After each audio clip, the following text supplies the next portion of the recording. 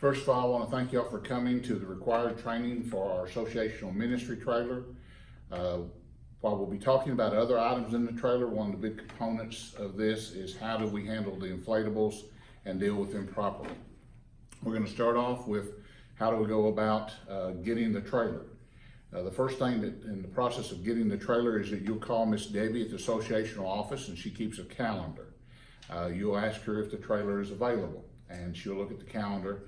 And for our association, for the members in our association, we do allow you to pick and choose the items off of the trailer. You do not have to take the whole trailer. If you want the small bounce house and the obstacle course, or you want the large bounce house and the snow cone machine, you can take those items off. And we allow you to do so because we have divided up for our association the cost of the inflatables. When you come or prepare to come, one of the things you're going to do is the first page that you see there. This is a sign-in sheet. This is a request for use, and you'll see there that it says you've read all the regulations for the use of the ministry trailer as we have provided, and you'll see copies of that as we move forward. And if we have this online, it's going to be on a PDF file that you'll be able to connect to. We ask that you try and get this sheet completed early, or talk to Miss Debbie on the phone and tell her what you need, and then you can sign it when you come in. But as you go through there, in the middle of the page, you're going to see three things that you must have. You must have on file with us a certificate of liability from your insurance company. Now, most insurance companies will fax that to us, and so you can just have them fax that to our number. We work well with Kentucky Farm Bureau, with Brotherhood Mutual, with several companies. I don't know if we've ever had a problem with anyone in regards to getting that. And when you call, we will, if you've used the trailer before, we will check the file and see if we have a current certificate on file. Sometimes we have one that's still good and it lasts longer than your event is going to be, and you don't have to send a new one in that year at that time. Secondly, when somebody picks it up, we need a copy of a valid driver's license from the person who's going to be transporting it. They're the one who's driving the truck. We need a copy of their driver's license. And then we need proof of insurance for the vehicle that's picking up the trailer. That is because when you hook up to the trailer, you assume liability for anything that occurs with the trailer. Now, we carry contents insurance. But if the trailer jumps loose, or if you get fishtailed with it and it smacks into another vehicle, your vehicle is the one that covers it. We tried as best we could with our insurance company to assume that liability, but we cannot do that. And it wasn't just our insurance company, we talked to several of them. So we could not assume that. You see the items that you can ask for: snow cone machine, snow cone supplies, popcorn machine and supplies, small bounce house, the large bounce house, the obstacle course. We have two 10 by 10 canopies. We no longer have a 12 by 12 canopy, and I haven't updated this page. But we do have a 10 by 20 carport. If you're going to have an event that's going to be several days and you want to put something up that can handle the weather, the 10 by 20 carport's what you want, because you can put it up, stake it down, and if it's going to rain, or you can leave it up overnight. We don't want you to leave up the 10 by 10 canopies overnight. We've had enough of them destroyed when people do that. So those are items that are on there. If you use the snow cone machine or the popcorn machine, we do require that you use our supplies. We carry the syrup and the cones, and we also carry the popcorn supplies. There's the tubes that you cut off. It's got the seasoning and the oil and the popcorn all in one. You squirt it in there, and while we do not charge you for the use of the machines, we do charge you for the use of the supplies. And on the second sheet, you're going to see a couple of things there, the suggested donations. We asked for the large obstacle course, we asked for a $50 donation to the association. For the two bounce houses, we asked for $25 a piece. These go into a fund that we use long-term to take care of the trailer, and it costs us $50 a year per inflatable to have them inspected. So we were out today, $150 getting those inspected. Then we have, of course, upkeep on the trailer, bearings, things like that. We had to get a new spare tire. So it's also set so that when we do have to replace an inflatable, we hope we do not have to go back to the associational churches and ask for finances, because we hope we've recouped enough to cover it. Now, on the snow cone machine, we don't ask you to keep track of every snow cone. We ask you to estimate. So we've got you a scale, 0 to 50 snow cones went out, 51 to 100, and the charge is 10 cents a piece. And that doesn't cover the cost of the cups, but every time you push down a snow cone syrup, the canner, 10 cents have just come out of there. That's what it averages for us. So when a kid comes up and asks you for a graveyard, how many of y'all know what a graveyard is? One of everything. One of everything. Don't give him 4 shots. Okay, give him a partial shot of all 4, and that'll work out. And then for the popcorn, we charge $1.50 a packet. Again, that's what it cost us to purchase. And when you're making the checks out, make them to the Ohio River Baptist Association. If it's working with a church that's outside of our association, we require $100 for the trailer. They do not get to pick and choose. They have to take the whole trailer, and they have to pay for all the inflatables.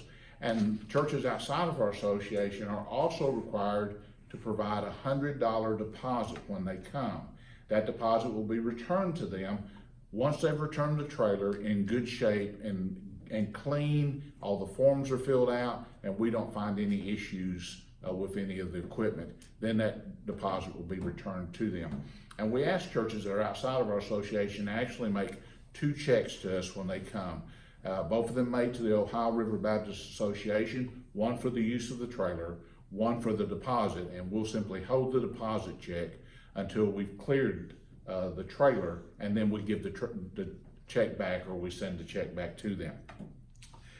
You'll find on the 3rd sheet in our packet, it says regulations for use of the ministry trailer. Now, I'm not going to go through everything here.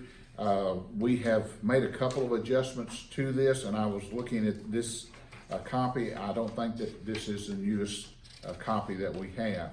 But please note, number 1, the purpose and use of the trailer will be to help with outreach and evangelism for our churches and reaching throughout the communities of the Kentucky Baptist Convention. It is understood that the trailer will be limited to church ministry opportunities. The snow cone, the inflatable snow cone and popcorn machines are not to be used for fundraising. So what does that mean? That means that this trailer has been established with the use of Eliza brought us offering, gifts from our churches, our associational mission giving, and some other donors who have helped us to put it together for one purpose, to reach the kingdom. So, Brother Rodney, what if my local church calls and says they know we have inflatables, they'd like for us to have that for back to school night? We will not rent to the schools. We will not rent to Relay for Life or any other organization. The purpose can only be for evangelism or promoting the church. So if your local church calls and says, how do we go about getting that inflatable? You as a church can say, we will provide this as a ministry to your back to school night. But we must be allowed to provide some kind of promotion on our church or have evangelistic tracts out during the event. Now, we've never had a problem with our schools on this, and we've always told them when they call me directly what must be done. And I encourage churches, especially this time of year, to put notices in there about when their Bible school is going to start, or when their center shot's going to start, or what other summer events they have coming up, to promote that, or especially promote what children's ministries they do. But anyway, promote their church, invite people to church, and have some kind of evangelistic tracts. These can also be used, of course, for mission trips, and we as an association use them on a regular basis. Reservations for the trailer must be made by the pastor or a church leader, and generally the trailer. So again, the 3rd page is regulations for use. As we pointed out, number 1, the purpose of the ministry trailer is specifically for evangelism, kingdom outreach, or to promote your church and invite people to come. You can use them on mission trips, and that's done quite regularly. you need to contact Debbie, and Debbie, when you begin working with her, will give you a time. If you're picking it up for the weekend, you have to pick it up no later than Friday at noon. And so you need to make sure when you're talking with her that you lock in a time for when you're going to pick that trailer up. We can make arrangements for you to drop it off without us being there, but picking it up without us being there doesn't work because you have paperwork that you need to sign to be a part of that. Scheduling for the trailer runs from January through December. That means that you can't call us in October and say, we want to book this for Easter of 2020. We don't do that. We start first of the year and begin booking for that year. The trailer is generally on a first come basis. It may be used for VBS. We've got on there for every other year, but again, it's under that 60-day guideline. If nobody has contacted us and Brother Chris calls and says, well, we used it last year for VBS, does anybody have it? If nobody's contacted us within 60 days of the date he wants, it's free for him to reserve and use. It is not to be your week-long recreation for VBS. You can have it generally for a night of VBS, and most people, of course, try and do it for family night during that time. They may use it for one holiday or one holiday weekend per year, and again, back to that idea of the second year, if nobody else has got it within 60 days, you can reserve it. But we will not book for more than 4 calendar days in 60 days in advance. So you can call me in January, first week of January. We've got 5 events scheduled. Okay, well, I'll book 4 of them, but I'm not gonna book 5. We gotta leave some flexibility for other churches to be able to make use of the trailer. As I mentioned, also churches must provide a certificate of liability. If it's gonna be used by the association in a mission project, the association assumes all the costs of expenses of getting the site, of getting it taken care of. If the church desires to use the trailer for a ministry project, the church will be responsible to get the church to and from your location. So just again, and we require a minimum of a half-ton vehicle to move this. In order to handle it properly, the trailer does require a 2 5/16 ball. Now we say we provide that, but when I say we provide it, what I mean is we have a 2 5/16 ball hooked up on a 2-inch receiver. So we don't have a free 2 5/16 ball for you to screw into the bumper of your truck, which is not a good idea with this trailer anyway. But we do have one on a receiver that can just slip in and pin in and ready to go with your vehicle. We encourage and require that when the trailer is being loaded or unloaded, it stays connected to a truck. Y'all may not realize, one of these inflatable weighs 300 and something pounds. So you're wheeling it off. The guys have got the sandbags back to the back. If it's not hooked up, it could, even though it's a tandem axle, it could easily lift. And so we ask you to keep it hooked up to a vehicle to keep anything from happening. When it's parked and disconnected from the tow vehicle, it must be chocked front and back, and the hitch lock must also be put in place when it's not connected to your vehicle, and we provide that. But even if you're just unhooking it and you're gonna leave it here for a couple hours while things get settled in the church, we require you to put the hitch lock on it. It contains a checklist, and we'll be going into that. No children are allowed in and out of the trailer. We ask you to keep them out. There's a lot of heavy stuff in there. There's some sharp stuff in there. And when you've got a couple of adults trying to move stuff in and out, honestly, they just get in the way, and we don't want them to get hurt. So we ask you to be careful about that. The trailer and the machines are to be cleaned properly before returning it to us. So that means if you have a lot of wet grass that day, you're probably gonna have to sweep the trailer out when you get done. It means that if the kids have been running around and you're outdoors and it's kind of sandy or dirty or whatever there, you're probably gonna have to vacuum the inside of the inflatables out. I spent about 30 minutes today vacuuming out the obstacle course. Had a lot of grass left in it from last year. So we asked you to take care of that and keep it clean. And the same thing for the snow cone machines. And there's actually a sheet attached to the snow cone machine that tells you what to do. But let me share this with you. The pumps on the snow cone machines, what we ask you to do to clean them is get hot water and just pump it until clean water comes out. Do not disassemble the pumps. The pumps have a little bitty BB in there. We've owned this now for about 5 years. I bought 15 pumps because people take them apart to clean them good, and I appreciate this, but they don't pay attention to the BB and it goes down the drain. And you can't buy a replacement BB. You have to buy a replacement pump. So we ask you just to flush them out, get good and flushed out. They come back in. If I know the snow cones machines have been used, I'll go and pull the pumps out, take them into the office, take them apart, clean them out real well, put them back on the trailer. So please take note of that. Don't leave trash in the trailer. We've got a 55-gallon drum and some bags in there so you can collect trash, but don't leave the trash in the trailer. Trailer must be locked and returned to the office by an appointed time. It must be parked inside the disaster relief building if delivered during regular office hours. And also let me say that if Miss Debbie comes out there and gives you specific instructions on how to pull the trailer out, listen to her. We've had a couple of well-meaning men who think they know better than a woman, and she'll tell them how they've got to hook up to it, and they hook up at the wrong angle, and it's very narrow. And then they start trying to pull it out, and they're catching fingers on the doors, and you know, they just didn't hook up the way she's asked them to hook up, because it doesn't go in straight. It gets cocked a little bit as we finish putting it in.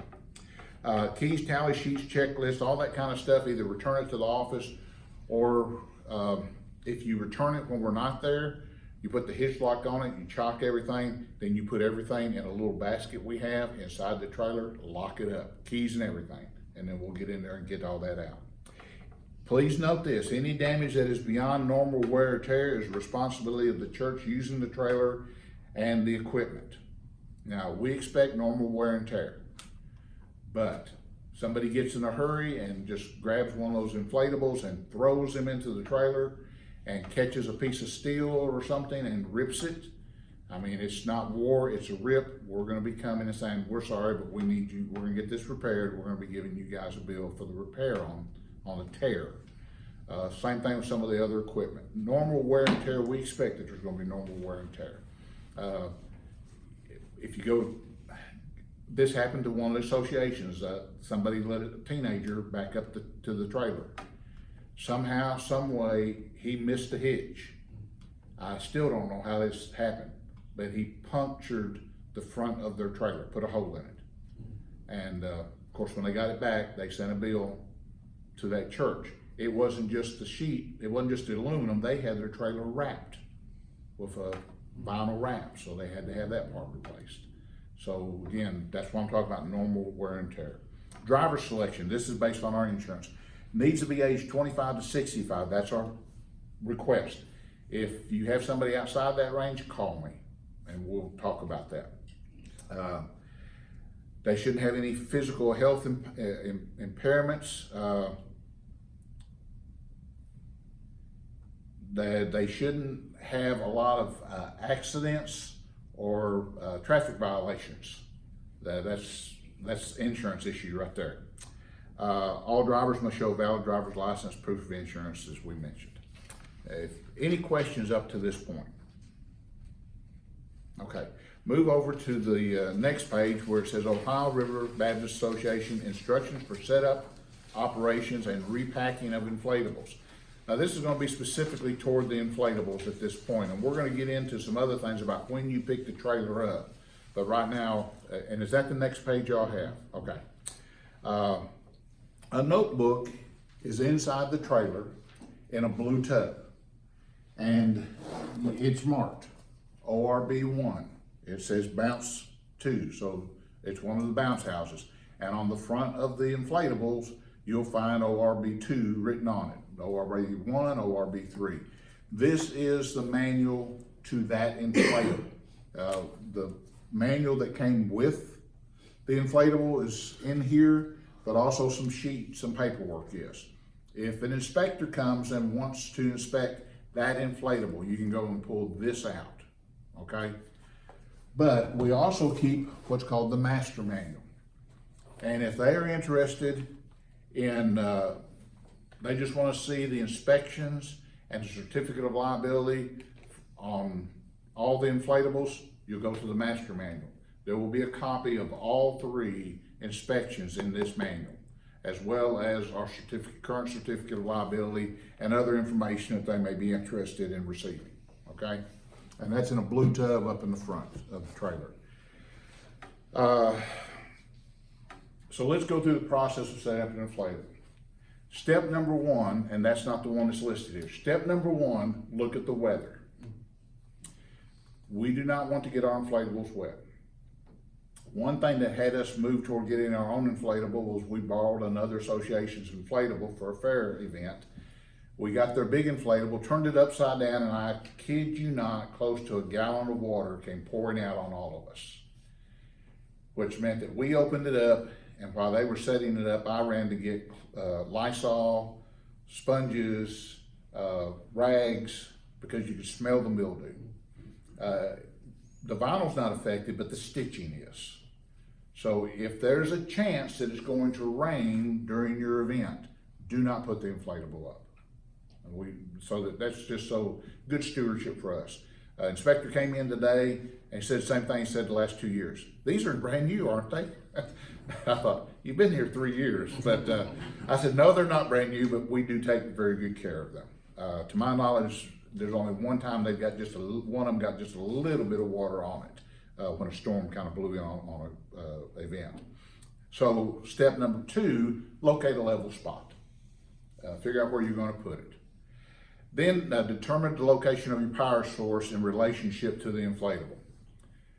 Now, why do that? Because it determines exactly where you're going to position your inflatable, because you have to get close enough for the blowers that you can get to your power source. Clean the area of any debris, sticks, rocks, sharp objects. We have push brooms and rakes on the trailer. So if there's a lot of good sized rocks on your asphalt driveway, push broom them out of the way of where the inflatable is going to be. Lay down a tarpaulin. I opened the inflatables today and I thought, what is this? It was on all 3 of them. And I kept trying to figure out what it was. And I finally concluded that it's where they were used on asphalt without a tarpaulin. It's a dark stain on the bottom of them. If they are not indoors in a building, in a gymnasium, a tarpaulin goes down. I don't care if it's smooth concrete, rough ground, whatever. A tarpaulin goes down if they're used outside. And the tarpaulins are marked. There's a tag on them, ORB1, ORB2, ORB3. We tried to get tarpaulins large enough that you can actually set them out and have some space in the front. And on the obstacle course, I think if you position it right, you can have a walkway down one side where the kids do not have to get off in the grass and they can stay on the tarp most of the time coming around. But do put those down. Place the inflatable on one end of the tarpaulin and roll it out. It generally will roll from the back to the front because you have to roll it in such a way that you're pushing the air out. So you figure out where your back end wants to be, and that's where you set the inflatable and roll it away from that point. Note how the inflatable is folded or rolled. When I pulled it off today, the bounce house 2 was probably about 1.5 feet too long, which meant it didn't fit in its spot right. It stuck out over in some other areas. So please kind of note how they're folded.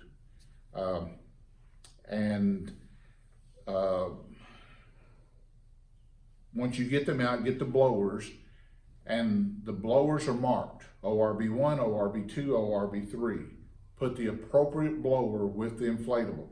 Now, what difference does this make? Well, the blower for the small bounce house and the obstacle course are 2 different size blowers, but also the inspection tag from the state is attached to the to the blower.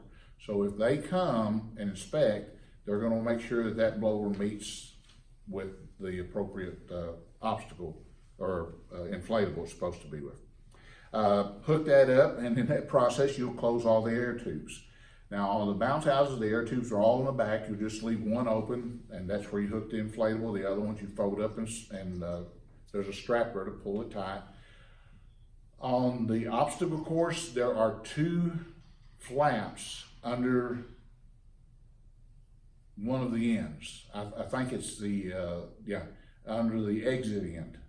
So when you get it and you're starting to fill it up with air and you're wondering why the obstacle course is not popping up, you probably need to walk to the front end of it and lift it up, because probably you did not get that Velcro back properly, or they didn't. It's going to be open from when the last guys blew all that, pushed it and got all the air out. So you've got to put that back together. Secure tie down points with either a stake if outdoors or a weighted anchor. The sandbags weigh 70 pounds. We have a box of stakes, have 20 of those. They're made out of 5/8 inch rebar. They have a washer attached to them. There's a sledgehammer there. What the company sends us, my first inspector said, you know those aren't worth anything. I said, I know they aren't. And I showed him what we had built. He said, those will work. So you drive that in the ground. On asphalt and concrete, use the weighted bags, but on the ground, generally you're going to use the stakes. Place sandbags and anchors, tie downs. Run an electrical cord with a ground fault disconnect from the electrical source to the blower inflatable. Now let me clarify this. The plug from the blower must go into a ground fault receptacle. We have 3 extension cords that all have, we made our own ground fault receptacles. You can plug those extension cords into another one if you need to get further away. But the blower motor cord must go into a ground fault. Now, if you're in a position in a church building or you've got an outside plug-in that's got a ground fault on it, you can plug straight in there, but it's got to go into a ground fault. Turn on the blower, pull it out from the inflatable to ensure that there's a straight path. A lot of times we have them too close, and when the blower starts going, it's going to kink. So once they start inflating, pull them out, get them away from them so that they'll have a nice straight tube. The inflatable, even the obstacle course, goes up in actually about 2.5 minutes for that big one. It's very short. The other inflatables didn't take any time at all. Flip the page. Each inflatable has a list of instructions on it. On the front of it, there's instructions for operators. Your job as a trained operator is to train the next group of operators in your church. And usually the best way to do that is take them to the front and show them that list of rules. And then there's a sheet in here that'll talk to you about going through some guidelines with them. If the wind is between 13 to 15 miles an hour, we're not supposed to allow the inflatable to be used. Now, how do I know what the wind is, since we don't have a wind gauge on the trailer? We put the Beaufort scale in here, and it gives you some physical things to look for. And so you see that dust, leaves, and loose paper are lifted up and branches are being moved. It's probably too windy. That being said, none of our obstacles have tops on them. Now that was intentional. Everybody here seen the video of the bounce house that took off to the sky like Dorothy's house flew up? That did that because there's a solid top to it. Ours do not have that. 2 reasons. One, we don't have to worry about that issue. The other is if power ceases or a blower dies, when it comes down, there's nothing to fall upon a child and suffocate or cause any kind of concerns for that. So we use those. Number 3 down at the bottom of the page, do not, on operation, no one under 3 years of age. No one under 3 years of age. Now, being clear with that. Now, I have had mothers come up with obviously younger than 3 years of age and ask them, how old is that child? And they say, they're 22 months. They can't go on. They're gonna go with their brother, they're gonna go with their sister. It doesn't matter, they can't go on. Why are we so hard-nosed about that? Because on the sticker, on the obstacle course, it says, not recommended, manufacturer does not recommend this for anyone under 3 years of age. So if you allow a child on there, even if the fault or whatever is completely the child's and their siblings or the mother's who's on there with them, whatever, we have now operated that inflatable outside of manufacturer recommendations. We now have opened ourselves up to liability. And when I say we mean the operators, which is your church. So that's why we're hard-nosed. The other side of that is, I've also come back and seen that child on my inflatables when I've gone around at an event, and I've asked the operator, why did you let that child on? Well, when we asked Mama how old it was, now that child is miraculously 3 years of age, because I wasn't the one standing at the gate anymore. And so they knew what to say. And so I have to go up there and say, you need to get that child off. No shoes. Okay, we've got on here no glasses. It's on all the stuff that we get, but there are some kids that just can't see without their glasses. So if that's the case, they can wear their glasses, but they don't wear shoes when they get in it. If you see they've got especially high school kids, if they got a key ring hanging out here on them stuff, that comes off. Ink pens, anything that could fall, that could be pushed, that could puncture it. No drinks, no food, no soap cones, no suckers, no nothing basically on it. This is like going through the security at TSA, okay? They gotta take everything off when they get ready to go on it. This is a suggestion.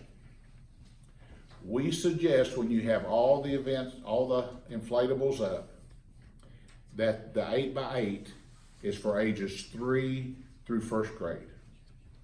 And that the bigger obstacle bounce house is for 1st grade through 6th grade. That's a suggestion, okay? If you're not putting up all 3 of them, you're just putting up the mid-size or the larger bounce house, then you can let 3-year-olds on that. But don't put 3-year-olds in there when you've got 4 or 5 4th graders on there, because they'll get hurt. Okay. And the Ninja obstacle course, we say 1st grade through high school. That's our recommendation. Here's why. When you put a 3 and 4-year-old in there, they want to get in the center where the tubes are and stay. And it slows things down a lot. And usually kids are flying through that. That's usually your longest line. And so we try not to slow that down. Can we use teenagers to help us with the inflatables? Yes, you can. But there must be at least one adult, 18 and over, at each inflatable. Some of the inflatables take more than one. So there's always got to be at least one person who's 18 years of age. We recommend the obstacle course needs a minimum of 2. One at the entrance, one at the exit, because they come flying out of that exit way too fast, trying to beat the other guy. Normally, if I've got the people, I put one in the middle to say, keep it moving. Because again, even the 4th graders want to get in the middle and roughhouse and play around in there. So we encourage you to do that. No more than 4 in the obstacle course at any one time. And what that means is as 2 are making that last push out, you can let the other 2 start. So you gotta stagger that to keep them apart. Don't allow students to congregate on one side of the inflatable. Do they do that? Yes, they do for some reason. They all want to get on one side and it's not that sturdy. They also want to pretend that it's a WWF ring and start bouncing off the side and running into literally running into one another in the middle. And you've got to make sure your operators stop that kind of horseplay. It is a bounce house, and that's all they're allowed to do basically is bounce. So make sure your workers are taking care of that. When not in use, and we had this happen a lot, been using the inflatables, we're going to stop and do something, get all the students out, turn the blowers off. I recommend you go ahead and unplug the blowers so that somebody can't come along and while you're not there, turn them back on. And then let it go down. And then once it's down, don't let students walk over while they're on the ground. If the power goes out or a blower shuts down, immediately remove all students from the inflatable. When re-inflating the inflatable, ensure that all students are a safe distance from the inflatable. Okay, closing and repackaging, be sure that all students are out of the inflatable. That may seem like a no-brainer, but make sure. Remove debris, dirt, sand inside, and we have a small shop vac on the trailer just for that purpose, and a little dustpan and stuff. Sometimes with dirt and sand, it's easier to just kind of sweep it into one spot, but we ask you to clean it out. Follow the inspection and maintenance sheet, which you're going to see in a little while. Before you deflate, turn off the blower and open all the air tubes on the inflatable. Attempt to assist the inflatable to collapse with the upward part falling. Both of the bounce houses, they're castles, and just the way they're designed. Once they start deflating, the castle parts just come in. And so once they get down, then you can kind of start rolling them together and pushing them out. The obstacle course you're going to see tonight, it takes a little more effort than that to get it closed up.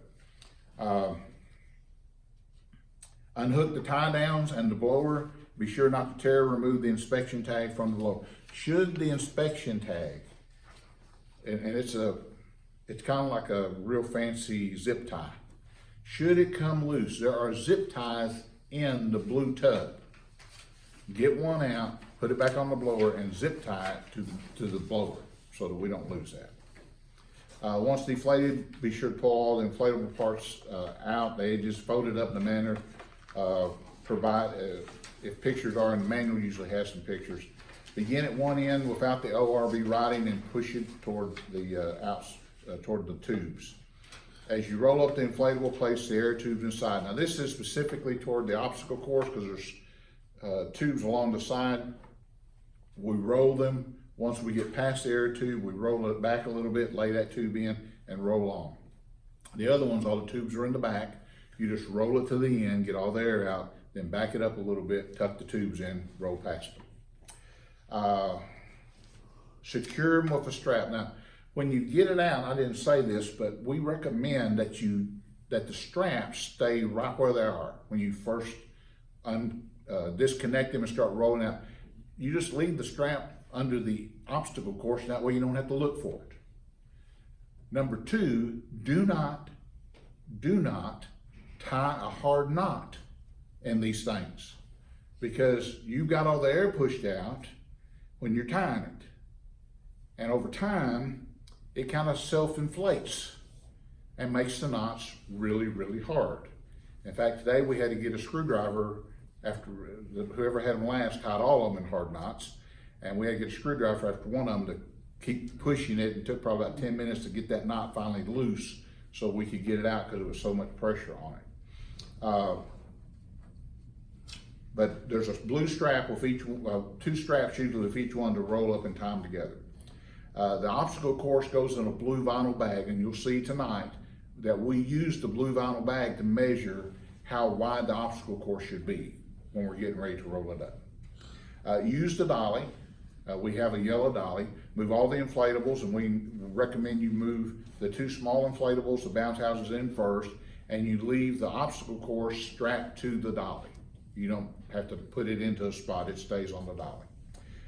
Close the trailer, lock, and secure the doors. Okay, so that's the process.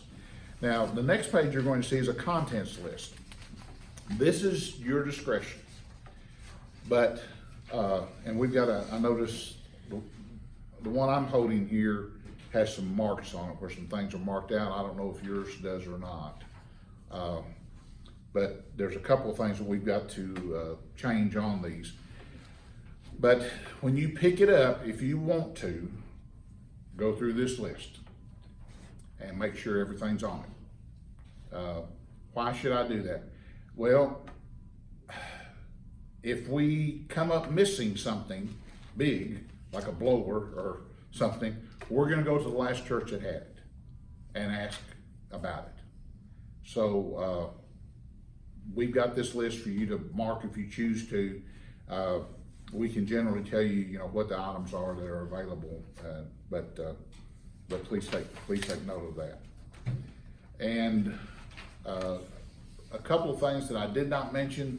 These are two items that are not kept on the trailer, but are available. One, we have an event grill. It's one of those, I don't know, probably about this long. it doesn't have a top to it, but it's just a 4 or 6 burner event grill. Really good for hot dogs and hamburgers. We have one of those. If you're going to get the trailer and you want that, you just tell me in advance and we'll roll it on. If you don't need it, but you don't need the trailer, but you want the event grill, you can call and reserve the event grill. There's no charge for that. If you're going to be in a situation in a city park or something like that where you don't have a power source, we have a generator that we can put on. And if you use a generator, you need to follow all manufacturer instructions for that, which includes driving in a ground rod and hooking up a ground wire to it. We just bought this generator the other day. It is electric start, but the battery's not good, so I'll have a new battery on it pretty soon. But it cranks up first pull without any problem. And it's designed in such a way that it's one of these that's like 8,500 start. We haven't tested it yet. My goal is, or my hope is that it will run everything. Snow cone machines and all the inflatables. And my concern is the popcorn machine because it really draws a lot of amps on it. But we have got a nice generator to go with that. The next page you're going to see says pre-operation checklist up in the corner. It's an Excel file page. This is what you need to go through when you're setting up. And if you're not going to use ORB1, just draw a line through it and put NA, which means not applicable to us. We didn't need to use that. But do not, page it look like this. Do not turn this in with 3 long lines through it, saying, well, I checked everything and I just threw 3 long lines to it. These are papers we have to make available. In fact, this is a file that I brought with me today for the Department of Agriculture to look at if they choose to. And this has every time it's ever been used, and it has the pre-operation checklist in it. And they have to have access to that to see that it was inspected prior to start and prior to use every time it goes out. So we make that available. That's why we ask you to fill them out in such a way that it actually looks like you checked everything, that you went through item by item checking it. Some of them will not apply to you based on the obstacle of the inflatable you're using or your location. So if it doesn't, just don't mark it, just move on past it. And then there's a part at the bottom that says, I've read all this and agree to it.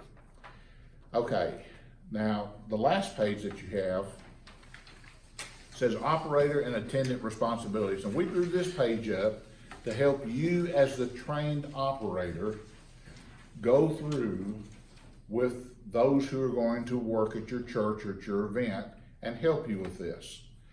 And you see it says right at the beginning, supervision by an adult trained attendant is required. Someone 18 and older must be present at each inflatable.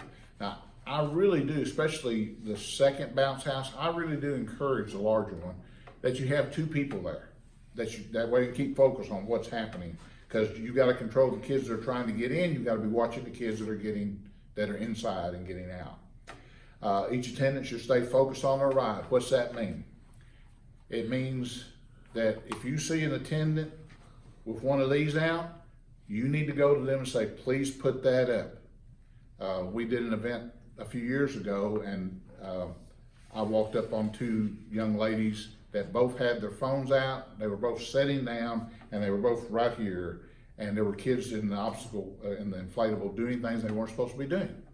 And I just had to say, would you all please turn those off and put those up until your time is over.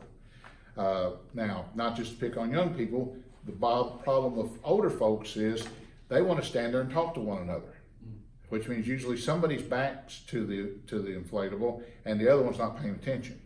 So your job is to, if things work out, what the goal is that your job is to be the supervisor. You're to walk around, make sure everything's functioning properly. You're to walk around, check the blowers, make sure, put your hands on the inflatables from time to time, make sure they're still good and firm. That's what we usually like for it to happen. That does not mean that you have to be there all 2 hours of the event. If you've trained the workers, you can leave, go do other things, whatever. But we do ask you to be there for setup. Operator and attendant should point out to the riders all the rules that are posted on the sign. That will also include maximum number, maximum weight, and there's a maximum weight for kids on some of these, and so just take note of that. Riders should be of similar age, height, and weight. And again, like we mentioned earlier, be careful about putting these kids together. And again, it's a bunch of no's on there. No somersaults, no diving, no wrestling, no rough play, no flips. Let me stop for just a moment. We do not own a slide, but we have a relationship with the West Union Baptist Association where they accept our training. And so if you wanted a slide at your event, you can contact them and you can rent their trailer. So I've always agreed that I would do training on a slide. If you use a slide, there are certain things you really need to watch out for. One, you must make sure it is weighted well. In fact, the times that I've used slides, I've not only put weights on them, but I have run anchor lines. If I was close enough to a building, especially on the tall end, I've run anchor lines to the ground to make sure they're top heavy, to make sure they don't flip. So you need to be very cautious about how they're anchored. Secondly, you have to watch the children. Even though these come with little canopies now, they still try to dive off of the top and see how far down the slide they can get before they hit. And it's not designed for that, and they can actually hit and bounce out of the slide. So you've got to watch the students on that. The third thing you have to watch is students coming down the slide while somebody else is still in the well, the lower part. They're going to come in and hit them. And if you have that problem, you need to warn the students about coming down like that. And I recommend that you warn them. If they do it a second time, you give them one more warning. Say, if you do this again, then you will be excluded from the slide. You've got the rest of the list there, go through it. One thing is with blowers and stuff, and we can go ahead and turn back on whenever you get ready. Yeah, you're on. Okay, one thing with blowers is on the obstacle course, one side's gonna have blowers. So mark that off, and the person who's at the back, they direct the kids the opposite way so that they won't go down the line where the extension cords are, where the blowers are out and things like that. The bounce houses, everything's in the back, so they should never be back there. If you set up a generator, there's a caution tape on there and there's extra stakes you can drive in the ground and mark off probably at least 2 strands of tape around the generator because of course it's hot and we don't want kids to go over and get into it and get next to it. So just be cautious, use good ideas on this. Folks, more people are hurt every year in the state of Kentucky on inflatables than they are on the fair rides in the state of Kentucky. And that's why we have to have them inspected, and that's why we tell you, and most of the issues is poor operators. It's not the inflatables go bad or something happens with them, it's nobody's paying attention and somebody pushes somebody or some kid does something he's not supposed to do in an inflatable, and so it's usually poor operation. Okay. Any questions at this point? Going through the checklist. Okay. When you come in to pick them up, Debbie will have paperwork for you. Now, I have a couple of things here. One are guidelines, and I'll just give each couple one, for out-of-state usage. If you choose to use it on a mission trip, your church wants to use it on a mission trip, and you're gonna take it out of state, you are responsible to check with that state on all of its guidelines. Now, not just inflatables, some states, some cities, if you're doing snow cones and popcorn, will want to have a health inspection tag for you. Most of the time that's not an issue, but you really do need to go in. What these guidelines say is that it's all on your church. You're responsible to make sure that you've checked with the state, that if you have to have an inspection, that you get the inspection. And most states are pretty good about sending somebody out because they know things come up. But you cannot operate this, show up on Saturday night, operate it on Sunday, get inspected on Monday. You've got to be inspected if that state requires an inspection prior to operation. And so any fees associated with that is going to be on your church. If you do not do those things, any fines are going to be with your church that go with it. And I want to tell you, some states, like the state of Kentucky, have some very hefty fines for these things. And most states want to know where it's going to be. Even if they don't require inspection, they want to know what the itinerary is. Where's it going to be set up? How long is it going to be there? Who's going to be using this? So, you know, you need to check with that state. And we've looked, you know, we've checked with a few states that neighbor us, and they don't have any. In Indiana, the last time we checked, they didn't have any inspection on it. So we didn't have to do anything with them. But again, that can change year to year, so you've got to pay attention. The other guidelines we have are guidelines for the use of the ministry trailer by ministries outside of the Ohio River Baptist Association. And if a church or ministry outside the association, which it might be someone that is recognized by NAM or by International Mission Board, or the state recognizes them as a self-supporting missionary, they're able to use these items, but they have to follow the guidelines, and we'll have those guidelines on our site too as a PDF file. Okay.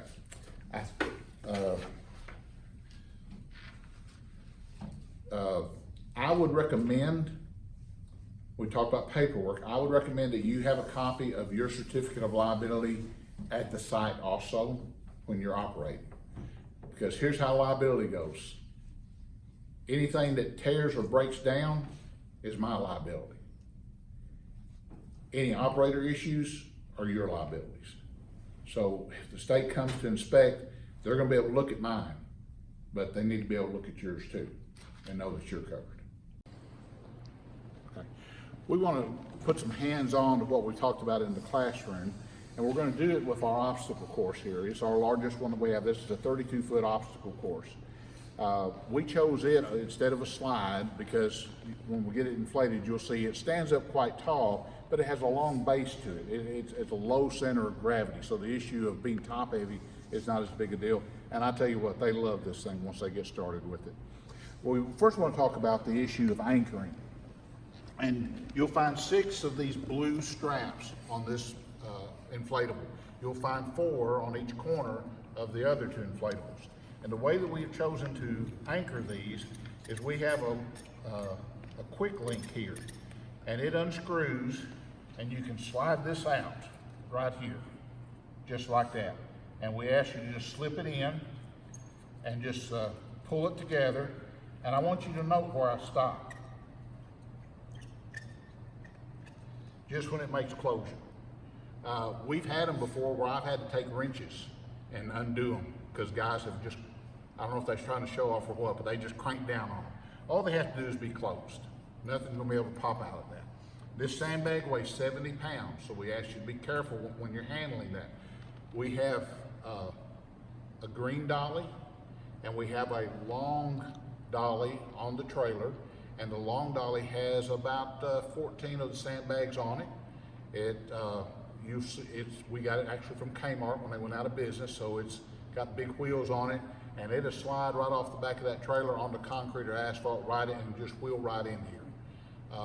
But if you're on softer areas or whatever, the green dolly will work, and it will operate standing up, or you can lay it down either way to handle the sandbags and just put them on there. They are sealed with Velcro, so we have to be careful about that. Make sure they're resealed. We've had some sand leak out, and that's not too big of a deal. But make sure they're all anchored, and that each one is anchored at each point. That's one of the things you check. And once you start inflating it, go back around, and you may need to adjust these a little bit, pull them out or whatever. You're also going to see when you plug the blower, the green blower, into a ground fault receptacle. This is the cord from the blower, and this is our ground fault receptacle that we made. You can tell it has a ground fault because it has a set and reset, test and reset button in the middle of it. If it doesn't have that, it's not ground fault, and that's how you'll know when you're hooking it up to a wall or something. And so I generally use this gray one for this cord. You'll see the little bounce house has much smaller cord, and then a little bit heavier cord for over there for the bigger bounce house. But we install that, it's already been tested.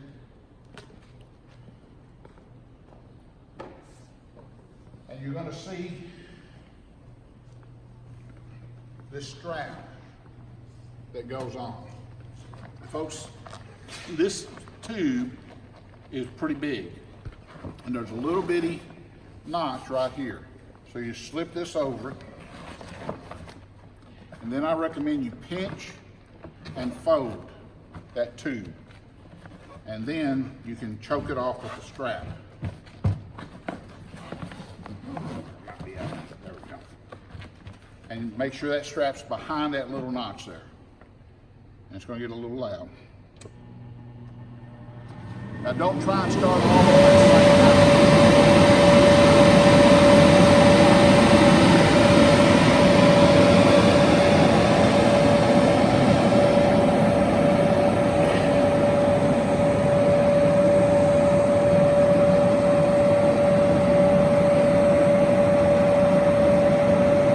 You're going to feel air coming out. We had a gentleman that was walking today, and he came by and said, "You leave those blowers on all the time?" I said, "Yes, sir, because they leak."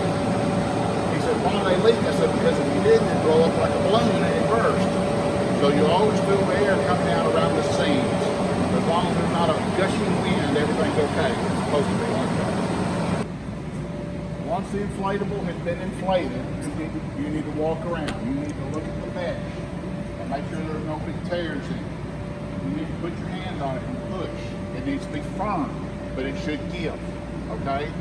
And again, like this right here, just look at the mesh, you look at the mesh on the side as you walk around, just touch it in a few places, and make sure it's strutted out, and make sure that everything's safe. And this is the time when you make your last check on your anchors, to see if you need to pull them out a little bit. And generally, you don't have to pull them out unless it's a little windy.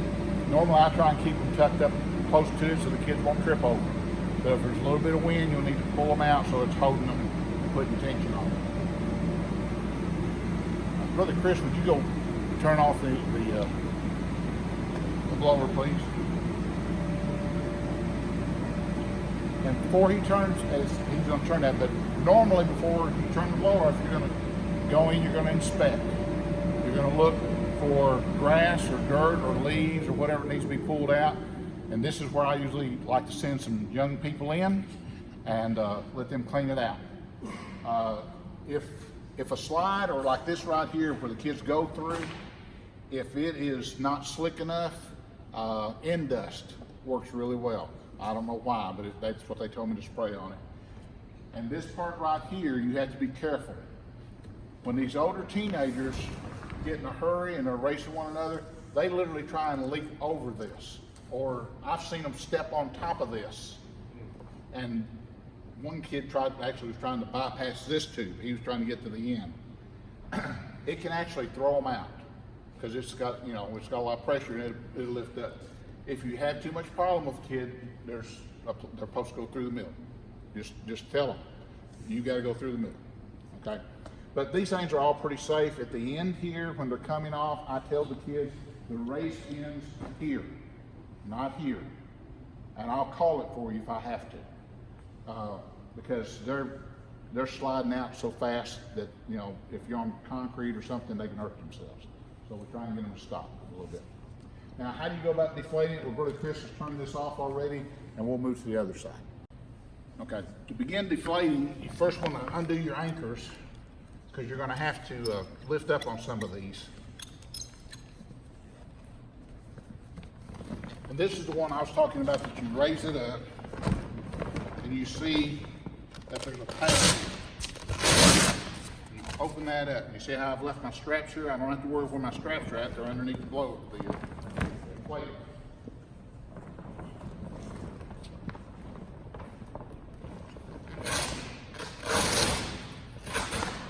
Now our other inflatables do not have two spots like that.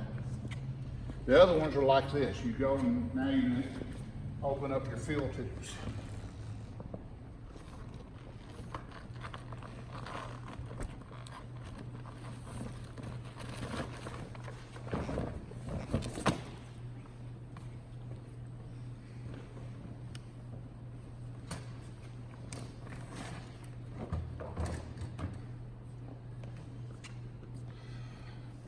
this is gonna settle for a minute and air's gonna come out of it. And then we're gonna start folding it together and pushing air out of it. We'll start at this end and push it this way because your air tubes are at the other end. On these, you start at the front and work your way to the back because the tubes are in the back. And the way we measure how wide to have this is the blue bag that we have. So once we take the blue bag, we'll fold it, and then we get the blue bag and adjust it, and then we'll start rolling it from the back to the front and push all the air out and get it and tie it up, and then we'll put it in the blue bag. Same thing with these. You fold them together, and then you roll them in, and then you strap them down. And that's pretty much all there is to it. Again, with the straps, we ask you not to tie a hard knot. Just tie kind of a shoestring knot with them, where it just slips in there and you can pull it and untie it. Okay? And that kind of completes what we're going to be doing.